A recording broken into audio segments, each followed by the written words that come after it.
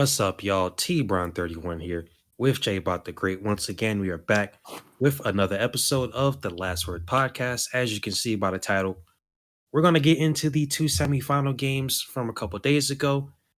Pretty good matchups. We had Michigan and Alabama, Washington and Texas.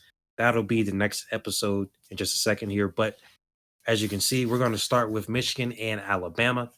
You correctly picked this one. Score-wise, you were also sort of close there. With Michigan getting the win 27-20 in overtime over Alabama. They advanced to the national championship game to face Washington next Monday. This was a crazy game. Michigan was not in the upper hand the whole game by any means. Obviously, they went to overtime, so Alabama had some power there. But Michigan was actually the one who would pretty much force the overtime. Essentially, and it was a good game all around. I said on the previous episode that we are going to have some pretty good matchups, regardless of thoughts and feelings about who got in and who didn't.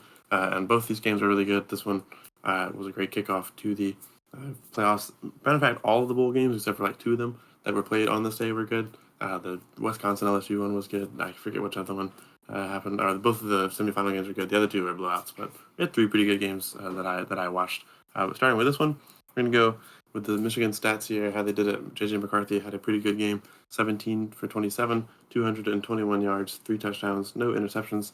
Had 25 yards on the ground. It was second for the team. Obviously, Michigan would be led by Blake Corum, who had 83 yards and a touchdown. He's had a great season. He also got 35 yards in the air with a touchdown, so 2 touchdowns on the day for Blake Corum. Did everything he could to make sure Michigan got to the Natty. Roman Wilson led them in the air with 73 yards and a touchdown, and then Tyler Morris was just behind with 45 yards and a touchdown. So all three of Michigan's leading receivers, Corum included, were able to snag a score in the air. JJ McCarthy just put on a pretty good passing clinic. Not the most efficient, but a good game nonetheless. Alabama passing game not going to be as flashy by any means. Jalen Milroe went 16 for 23, 116 yards, no touchdowns, no picks though. Good for him on that one. He had 63 rushing yards, which is pretty good. He was also second on his team though, and then he lost a fumble.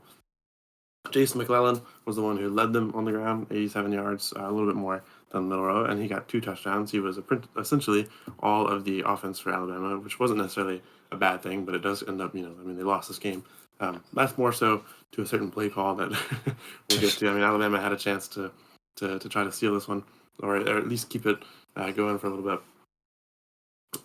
Isaiah Bond led them in the air with 47 yards. That was pretty much all that was notable about the passing game again. Milroe only had 116. Bond gets almost, a little under half of that. There's just not a whole lot going on in the air for Alabama in this game. Much more of a run game type of thing. They passed when they needed to, and they made some plays when necessary. And then the last notable stat thing here for this game is that Quandarius Robinson recovered a Samaj Morgan fumble. Milroe, of course, lost a fumble himself. So those are the two kind of notable turnovers. Both quarterbacks went interceptionless, which was pretty solid. But ultimately, it comes up to overtime, and Michigan is able to score, and then Alabama gets down, and it looks like maybe they could score.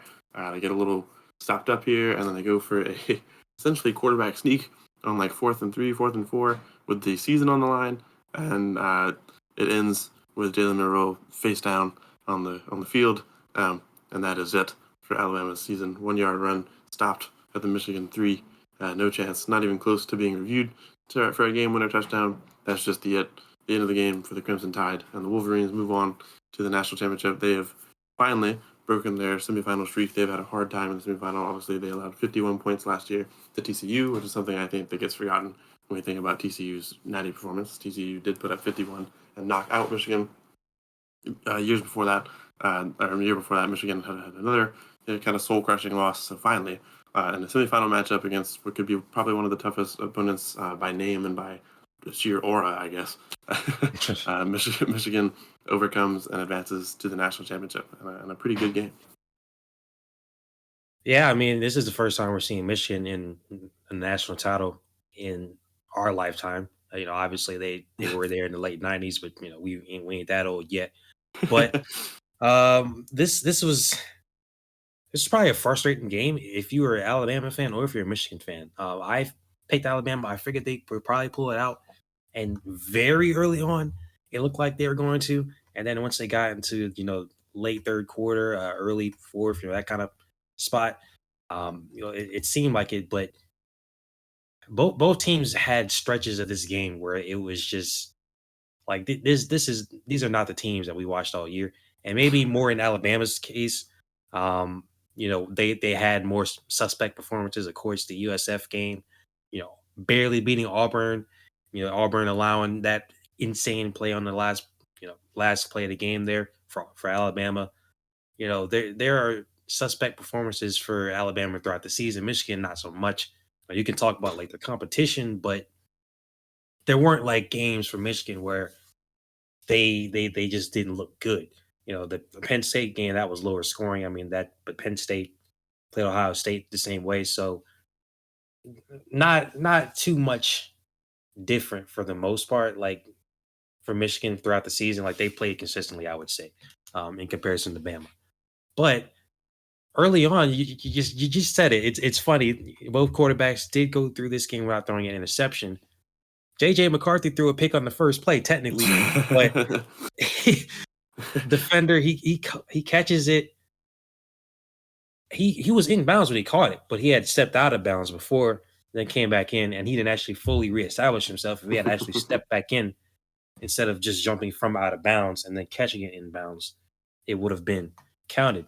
So they got a break on the first play, and I'm like, ooh, like that, because that could have gone a whole different way. They at least get a field goal there because their kicker ain't missing. Like he's probably one of the best players on the team. This Alabama team, for being honest with you, like Will Record is an absolute dog. But Yeah. with that being said, they got a break there, and then the punt muffed. It's just like this could have gone real bad, real fast. Like because you could have gotten a touchdown there, or at least a field goal on the first drive. So 3 or 7 points. Then they did get a touchdown after the muffed punt. It could have been 14-0 just like that. And that's the situation where we've seen so many times with teams, even Michigan, the Georgia game 2 years ago, like you mentioned. All it takes is just a couple bad plays early, and then that just sets the tone for the entire game. But that's not exactly what really happened because Michigan had a really good drive on the next one to even it up. And from there on, it was pretty much an even game. Neither team really could do much. Alabama, mostly due to the offensive line being made of literal Swiss cheese. Also, the center, like, I'm not going to kill this dude or anything. I mean, I'm sure his job is already hard as it is. And I know he's been getting a lot of criticism, I should say, past couple of days. But like the connection with him and Jalen Milroe wasn't there. Like he just could not get a snap off to save his life. Offensive line, I mean, he was how many sacks in the first half? I can't remember off the top of my head. Like it was like 4 or 5. Like it was Yeah. it, There's it was five. bad. Okay, so it was like what do you expect the man to do? Now Jalen obviously didn't have the best game outside of a few plays, that he made, but can't expect the man to really do much when can't get a snap off correctly and you can't do anything. Like literally, he would snap the ball 2 3 seconds, boom, now he's on the ground. And it happened. It was a drive. I can't remember what drive it was. Yeah, so it was like this first drive of the game actually for them. Get sacked on first down, then get sacked on third down. It's like you just lost because they got 11 yards back. So it was first and 10, then second and 23, then third and 12, and then fourth and 23. And it's like, how do you expect to win a game like that? And you can talk about talent for Alabama. Like Alabama is never going to be less than a top 5 team in talent, but like this team clearly, after watching this, like this team clearly, I don't want to say overachieved, but because that'll give. We ain't about to get into the discussion of whether Florida State should be in there again, but like it definitely they played higher than what they really were, for most of the season, even with some of those suspect games. And once they went into halftime, Alabama really felt like they should have been down a lot more with how they played post that touchdown drive. And despite that, second half, Michigan comes out. They don't have a good drive, and just a few drives later, Alabama they take the lead late in the third quarter. And I texted you, I was like, man, after they got another stop and got that punt, I was like, yo, it might be time. We might be seeing that Alabama come in, but as you can see by the end of it, didn't happen. Funny thing, actually, we're both watching the game there, and then I get the text. And I respond a little late, and because I responded after Michigan recovered the fumble, and so, so I was thinking your text originally was about Michigan settling in and locking the game up. But you're right. I mean, Alabama had some flashes here and there where it looked like we're going to come back and they're going to take this thing. Obviously, the third quarter, these two teams go scoreless. They kind of strangle each other in the third quarter after a busy first half.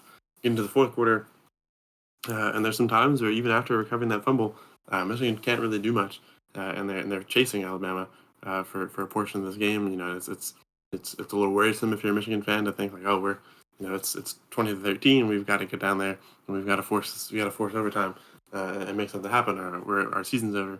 And finally, if you're excited as a Michigan fan, my pick was on the line. Not that means a whole lot. I don't do any betting. But they get down the field, long drive, 3 minute, well, sort of quick, 3 minutes, but 75 yards, 8 plays. They march down the field, tie it up, force Bama to punt, and then they kind of we're going to go to overtime, and then quickly overtime, 2 plays, 25 yards off of some tomfoolery. They score, and then Alabama puts in some work. 6 plays, gets 23 yards. They're working on it. They're trying to get there. They got everything they could have going for them, and then they just start to stall out. I mean, we move pretty quickly. 1st and 10 at the 25. You get 1 yard, then you get 9 yards, then you get no yards, then you lose 5 yards. Things start to look a little rough as we're here at 1st and goal. Then you pick up 11, and you're thinking, all right, this is it. We've got a play left. We're sitting here at the Michigan 3. What can we do? We just picked up 11 yards. We've been a little stuffed here throughout this drive, and they ran it into the ground. It kind of feels like it embodies the way that this game went for Alabama, right? You have moments where everything's going exactly the way you want it to go, and then all of a sudden you have these moments where it falls apart. So you start off high, you're moving, you're up on Michigan, you have the lead late in the game on Michigan, and then you run a QB sneak with the season on the line and 3 yards away from a touchdown, and it just doesn't work. It's not gonna be super beneficial. Jalen Milroe is a good runner. It wasn't really a sneak. He kind of ran to the outside and got stuffed. But there was just no way that was the play that was going to work. Nick Saban had to have something better. Whoever's calling the plays. I don't know. It's unfortunate to see Alabama's season end that way. If you're an Alabama fan, me personally, I've said it on this show this year. I think I said directly that I'm an Alabama hater. With that bias in mind, it was nice to see them get stuff, but it's nothing against like the players or anything. And you hate that for Jalen Monroe and company to end up getting shut down in that kind of way off a rough play call like that.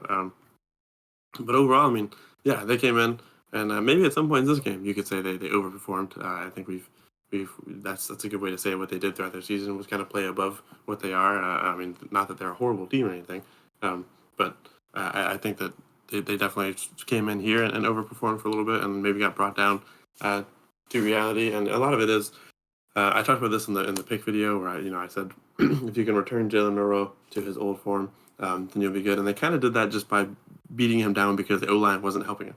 It's pretty easy to return Milroe to his usual has to run form if he cannot throw. I mean, if they snap the ball and there's no O-line there to keep him protected, he's got to run.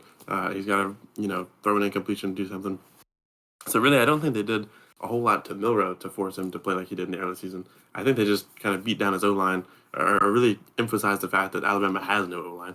And it made Milroe unable to throw as well, not be as comfortable in the pocket, be forced to run a little more. And we saw what we saw in those early games. That loss to Texas where Milroe is forced to be more of a runner than a passer.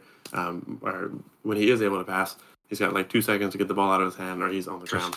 The Alabama defensive or O-line walked through the sideline, Michigan sideline at the end of the game, like they were like letting them know whose territory they were in or something. Then they allowed 5 sacks in the first half, which is tied for the most in Nick Saban's era. So I mean, things like that, you can't let it happen. I mean, you're already coming in as the underdog. You don't really want to get up and Michigan's head. You already have been bad all season, actually, as if you're Alabama's O line. There hasn't really been a whole lot to be pleased with. And so they walked in like they were on top of the world and then quickly brought back down to the bottom. I think, really, if you look at this game, Michigan's exploitation of Alabama's O line, the way they were able to make Jalen Milroe uncomfortable all game, and the way that they kept JJ McCarthy comfortable all game, except for his first interception, which was not an interception.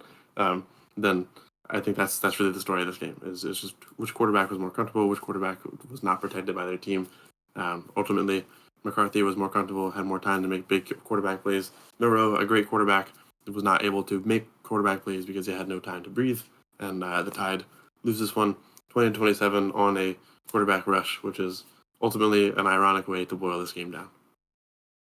Yeah, and I'm sure if you ask, any person that's played football, whether they're O lineman or not, like O line, D line, that front in the trenches, battle in the trenches, that's what they always talk about. That's the foundation of the game. That's the foundation of a team.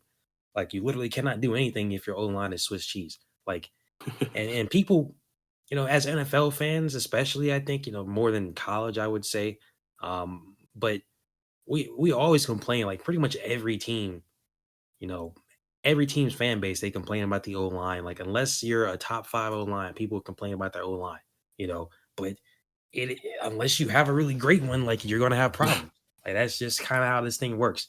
You don't your O line, take out the snap issues, right? If your O line can't protect you, you can't do anything, and it doesn't matter how good. Unless Jalen Milroe's good, but like he's not good enough.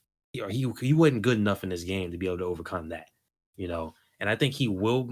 Obviously, he's going to get better. Like it's not like I don't think they expected Jalen Milroe to go out there and win the Heisman this year anyway. Like that wasn't really the plan.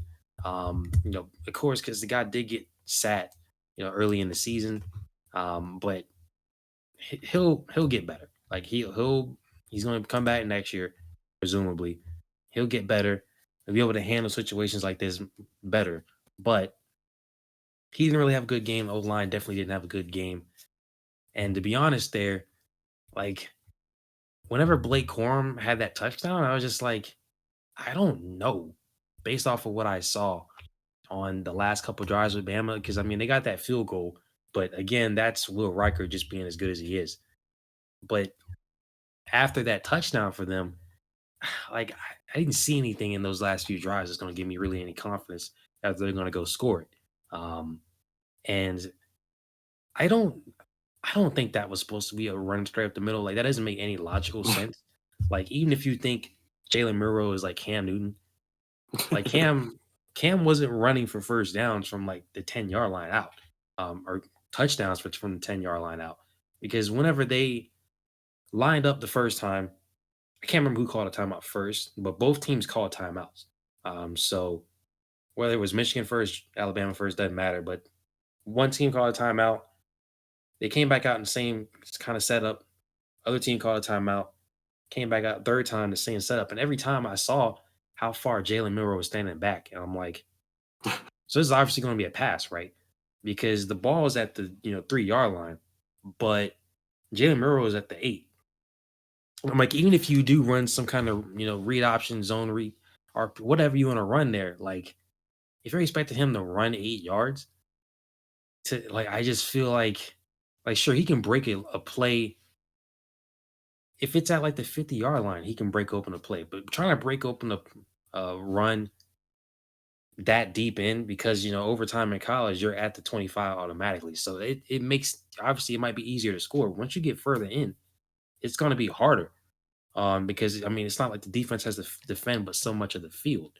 So I was just surprised. And then when they ran the play, like again, the snap, but even if they were going to run some kind of zone read, like I feel like they should have just tried to pass it, like just a straight up pass from the beginning. And I mean, it's not like they were having, he was having an amazing game through the air, but like I feel like that would have been a better option than running the ball there. Like it's just, unless you were on like the one and you're just gonna try to tush push it. Like I didn't agree with that call.